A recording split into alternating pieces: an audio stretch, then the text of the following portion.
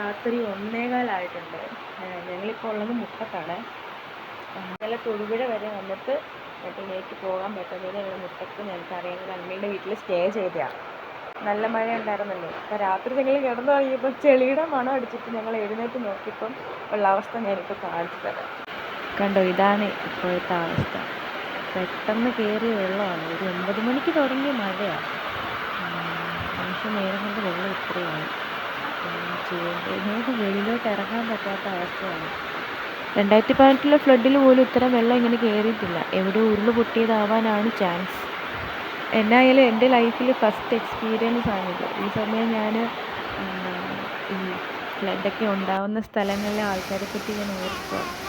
അവരൊക്കെ എന്തോരം കഷ്ടപ്പെടുന്നുണ്ടാവും ഇങ്ങനെ വെള്ളം കയറുമ്പോഴൊക്കെ. എൻ്റെ പൊന്നേ, സത്യം പറഞ്ഞാൽ എനിക്ക് ഏറ്റവും പേടിയുള്ളൊരു കാര്യമാണ് വെള്ളം.